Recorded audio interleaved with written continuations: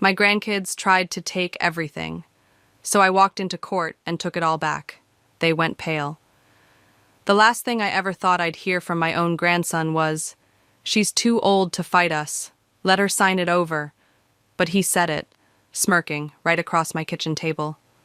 My name is Eleanor Fisher. I'm 73 years old, and I've lived in the same house in Richmond, Virginia, for more than 40 years. It's a modest brick ranch, the place where my late husband and I raised our children, and where my grandchildren learned to walk, to read, to become their own people. Or so I believed. I never imagined the same children I once rocked to sleep would look me in the eye and tell me I was an obstacle, something to be pushed aside so they could get what they wanted faster. It started after my daughter Melanie passed unexpectedly last year. She was only 52. Her death shattered me. Losing a child isn't something you recover from. I thought my grandkids, Emma and Kyle, would want to keep our family close in the aftermath. But in the months after the funeral, something shifted. They started coming around more often, but not to check on me. No, they had other plans. Emma is 30, with a sleek ponytail and a voice that drips with forced sweetness when she wants something. Kyle is 28, the kind of young man who thinks he knows everything because he reads a few articles online. The first time I noticed their visits were less about me and more about what I had, I tried to pretend otherwise. Maybe they just didn't know how to process their mother's death. Maybe they needed time. But that afternoon in my kitchen, when I laid out the apple pie I'd baked just to see their faces light up, I caught them exchanging a glance I'll never forget. Like I was a nuisance, an inconvenience standing between them and the inheritance they believed was theirs by birthright. "I'm not ready to talk about the house," I told them when they slid the papers across the table. Kyle didn't even look up. Emma folded her arms and said in a clipped tone, "Grandma, be reasonable. You can't take care of this place anymore. If you sign now, you'll still get to live here. Until, you know." She trailed off like she couldn't be bothered to say "until you die." I felt something in me snap. I had given everything I had to my family, my time, my energy, my money. When my husband passed, I kept our home from foreclosure by working extra shifts at the library, even though I was in my 60s. I paid for Emma's college tuition when her father said he couldn't. I helped Kyle start a small lawn business when he was floundering. And here they were, ready to take it all because they assumed I was too tired to resist. I stood up so fast my chair scraped against the floor. My knees ached, but I didn't care. "I'm not signing anything," I said, my voice shaking. That was when Kyle laughed, not a little embarrassed chuckle, a loud, dismissive bark that made my cheeks burn with humiliation. "She'll never stand up to us," he said, as if I wasn't even in the room. "Let her think she has a choice." I knew in that moment I had two options. I could crumble and let them strip away the last piece of my life that was truly mine. Or I could do what I had done my whole life, even when everyone underestimated me. I could fight. So I swallowed my fear, lifted my chin, and said, "You'll get nothing from me. Not now, not ever." I wish I could tell you they backed down, that they apologized. But that's not how this story goes. Within a week, I received notice that they had filed a petition in probate court to contest the deed, claiming I was no longer mentally competent to manage my own property. I had never felt so betrayed, but I also had never been more certain of what I needed to do. This was no longer just about the house. It was about my dignity, my legacy, and the principle that you don't get to treat people like they're disposable just because you think they're too old to fight back.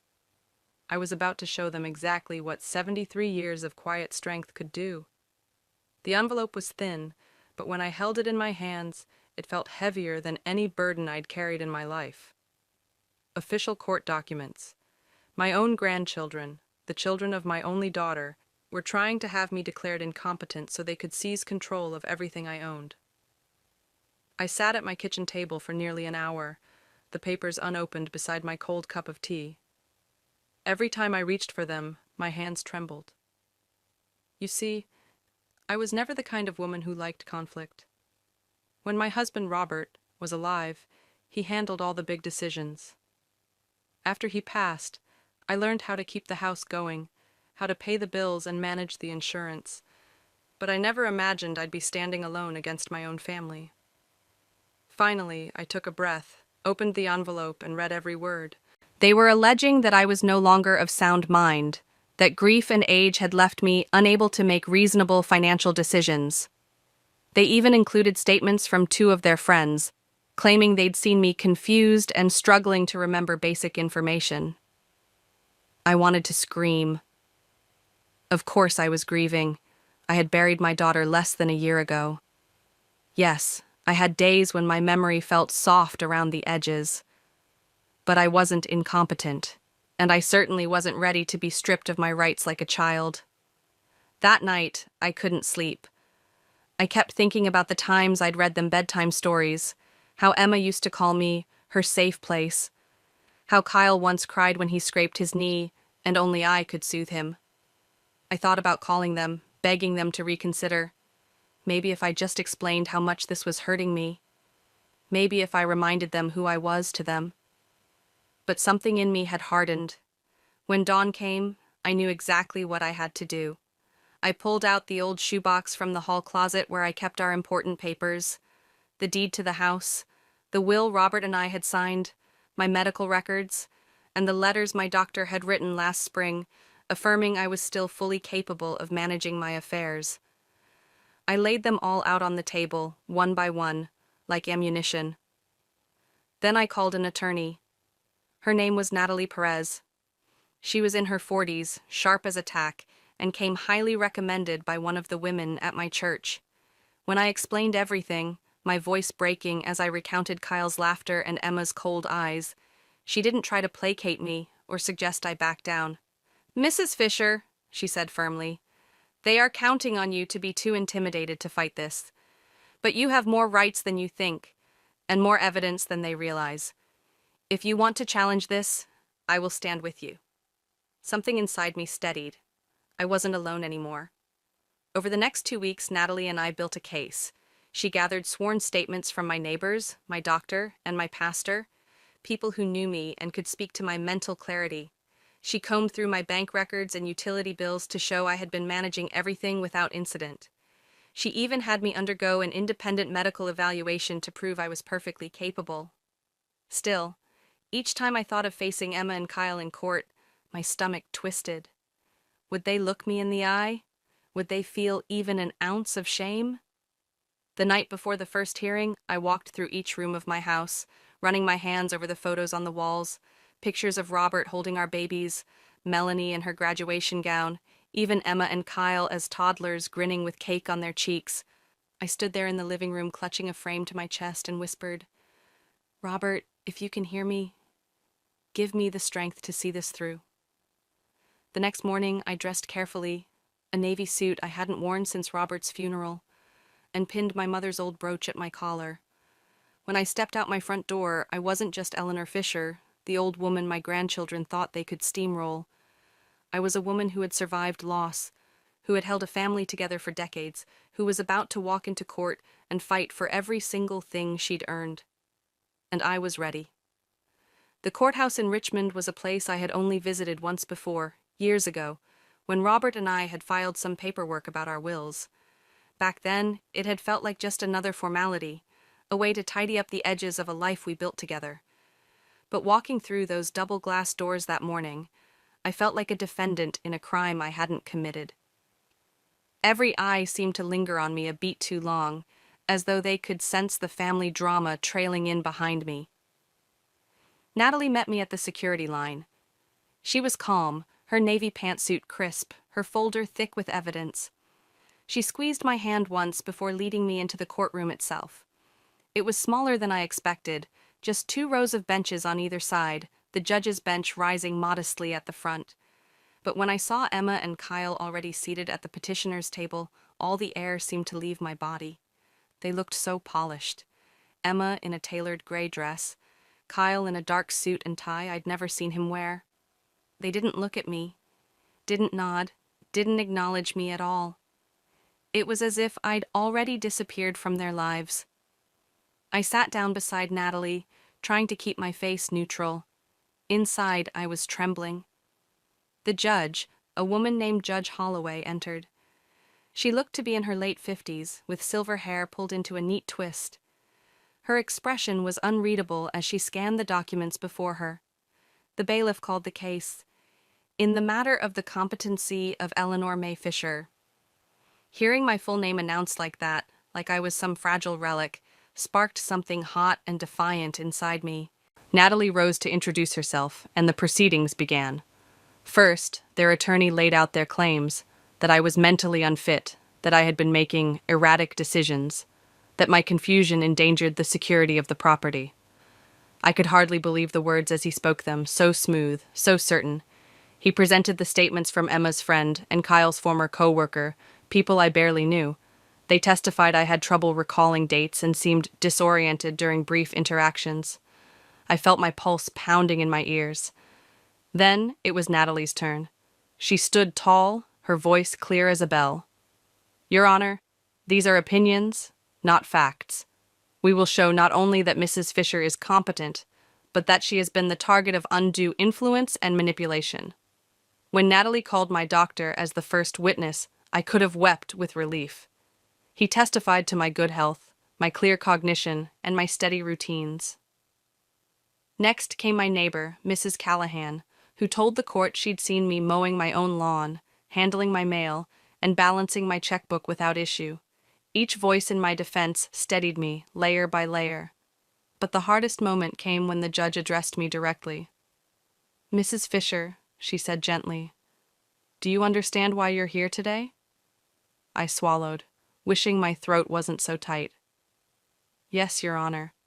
My grandchildren believe I can't care for myself or my home. But they're wrong. I may be old, I may be grieving, but I am not incompetent." Emma shifted uncomfortably. Kyle looked away. "And do you understand what will happen if the court rules against you?" the judge asked.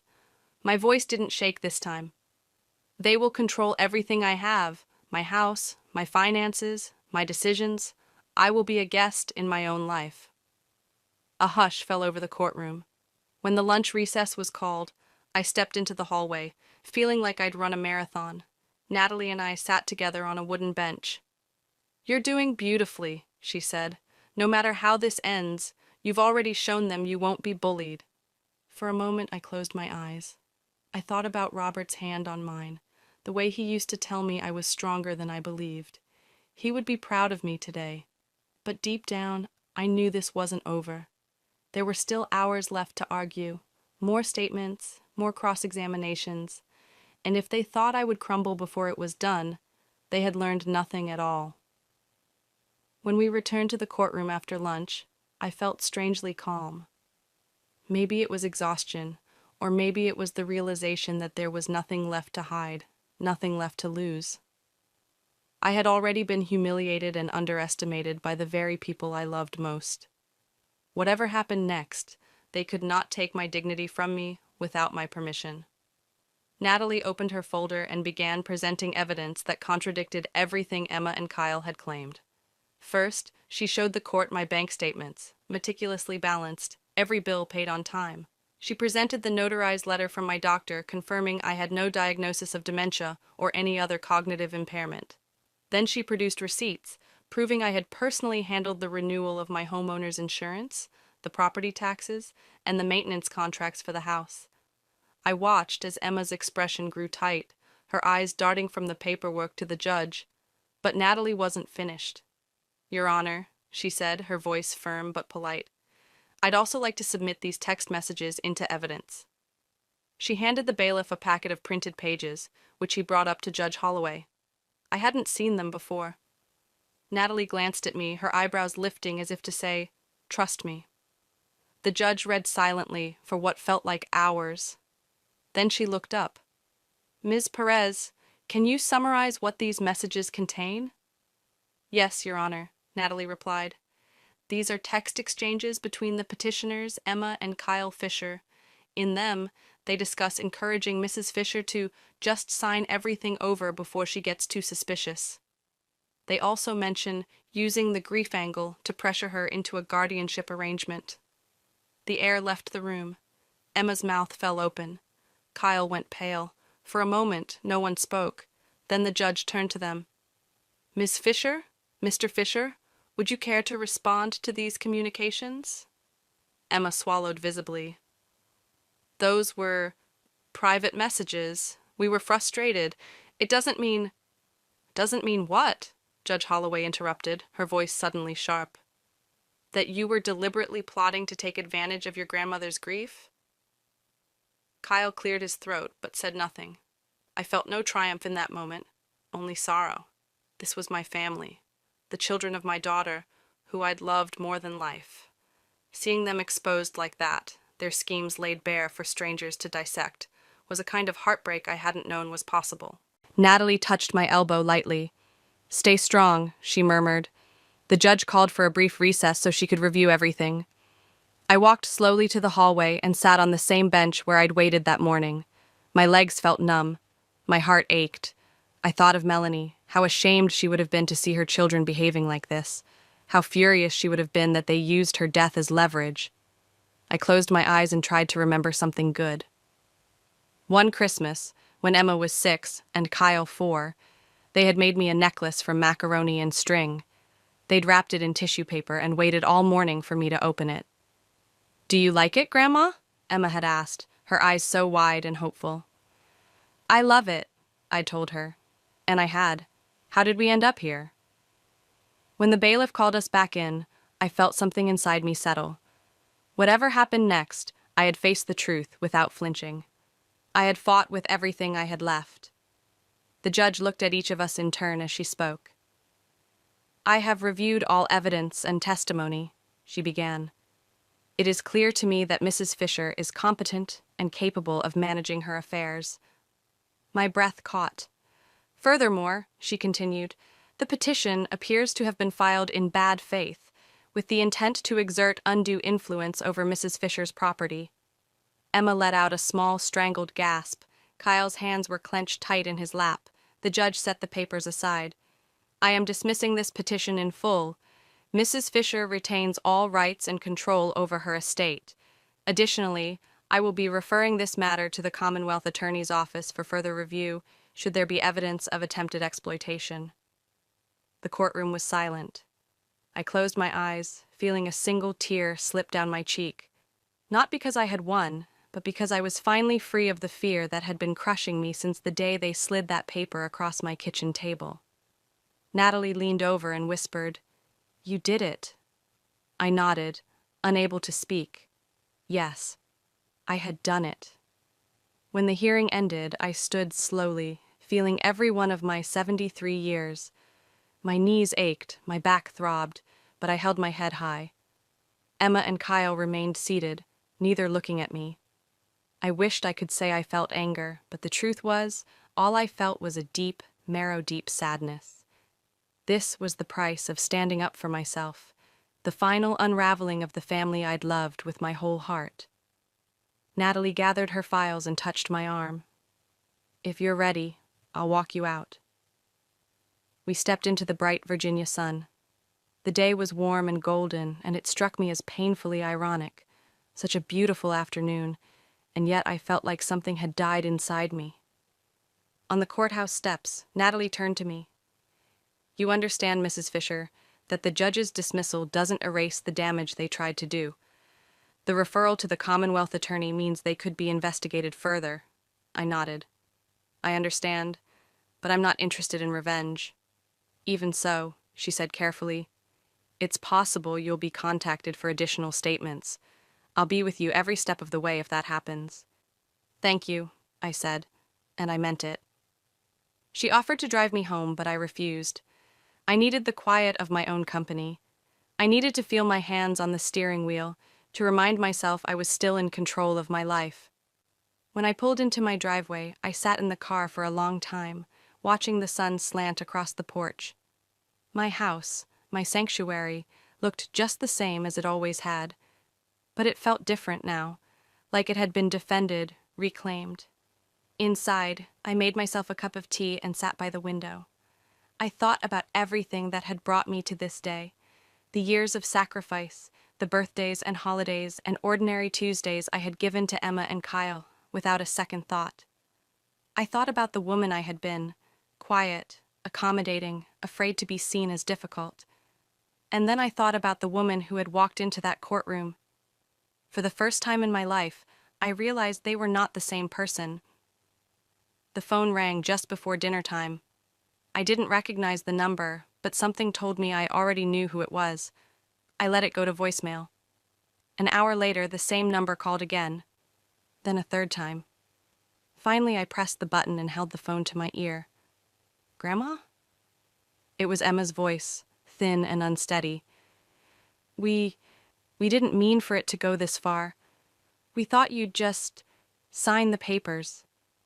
I closed my eyes. Her words sounded so small now, so pitiful. "Emma," I said, my voice quiet but firm, "you tried to take my life out from under me. You lied. You humiliated me in court. I don't know how we come back from that." There was a long silence. "Can we talk? Face to face?" she whispered. She started to cry. I almost hung up. Almost. But something in me needed to say this last thing. "I love you," I told her, my throat thick, "but I won't be your victim." I ended the call and set the phone down carefully. Outside, the porch light flickered on as the evening settled in. The house was quiet, only the tick of the clock and the soft hum of the refrigerator. And for the first time in months, maybe years, I felt safe in my own home. I knew that tomorrow might bring more phone calls, maybe apologies, maybe more excuses. But tonight, I didn't owe anyone anything, not my forgiveness, not my understanding, not my silence, just myself, finally unafraid. The days that followed were filled with a quiet I hadn't known in years. No unexpected knocks at the door, no voices arguing in my kitchen, no papers shoved across my table demanding my compliance. Just me. And in that stillness, I began to rediscover parts of myself I'd buried beneath decades of obligation and fear. The first morning after the hearing, I woke up before dawn and sat on the porch with my tea, watching the world slowly brighten. For so long, I'd thought I needed the noise of family to feel alive, but here, with nothing but the sound of cicadas and the rustle of the oak trees, I realized I was still here, still whole. A few neighbors stopped by over the next week. Mrs. Callahan brought over a pie, her eyes kind but cautious. "You did the right thing," she told me. "Don't let anyone make you feel guilty for standing up for yourself." I thanked her, though a part of me still struggled to accept that this was true, that defending myself wasn't the same thing as betraying them. A letter came in the mail from the Commonwealth Attorney's office. They were opening an inquiry into Emma and Kyle's petition, citing potential elder exploitation. Natalie called me right away, her voice steady and professional. "I know this feels heavy," she said, "but it isn't your burden to carry anymore. You told the truth. You protected yourself. Let them answer for their actions." I took her advice to heart.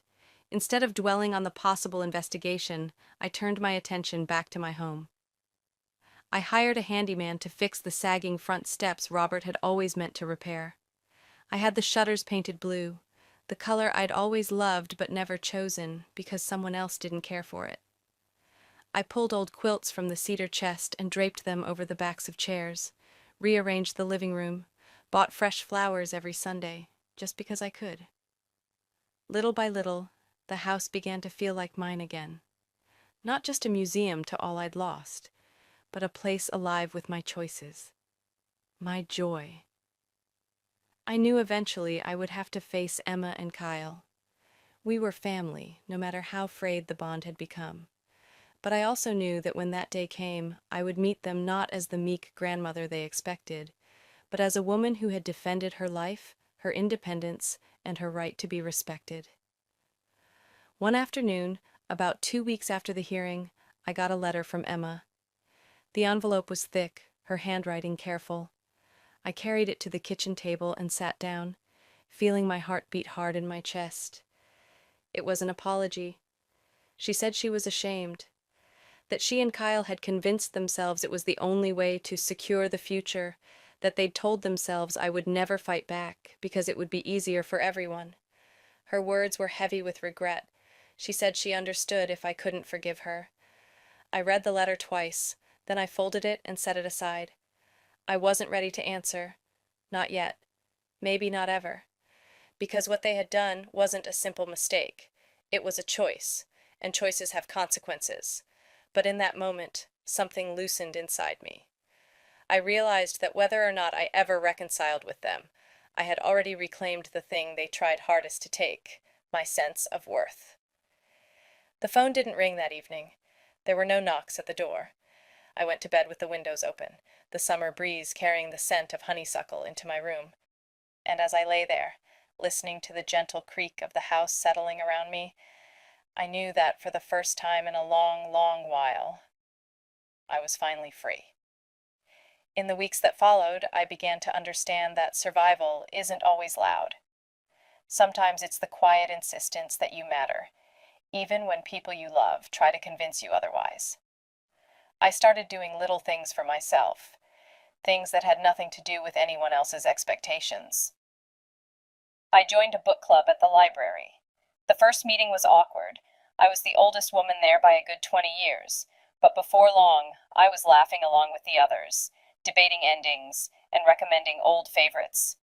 I started taking walks every morning before the sun got too hot, making a point to greet every neighbor. Some had read about my case in the local paper. A few offered hesitant words of sympathy, others quiet respect. I accepted them all graciously, but I didn't linger on anyone's judgment anymore. One Saturday, I drove out to the cemetery with a fresh bouquet of daisies and sat by Melanie's grave for nearly an hour. I told her everything, about the court, about the lies, about how terrified I'd been. And then, about how I had stood up, even when my hands were shaking and my voice felt too small. I imagined her smiling at me, the way she did when she was little and proud of herself for something simple and brave. That night when I came home, I found another letter from Emma. This one was shorter. Grandma, I understand you can't forgive us yet, but I hope someday you will. I'm sorry. There was no expectation in her words, no plea for reconciliation, just the simple acknowledgement that she had done harm and that she was willing to wait in the quiet, if that's what it took. I tucked the letter into a drawer.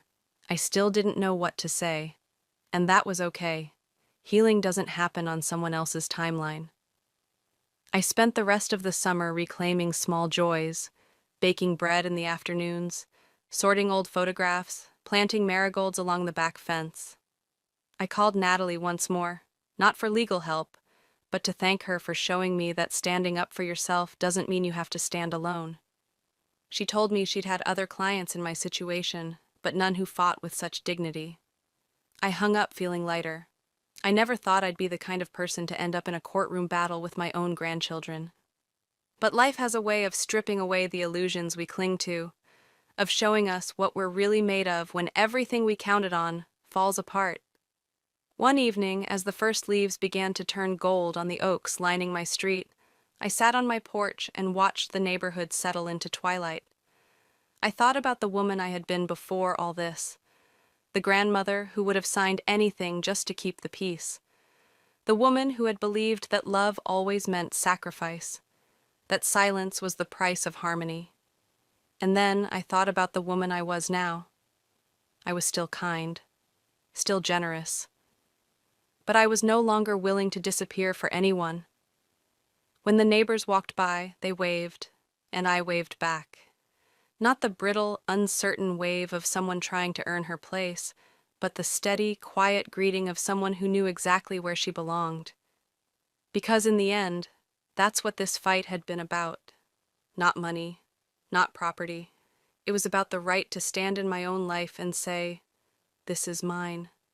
This is me, and I will not be moved."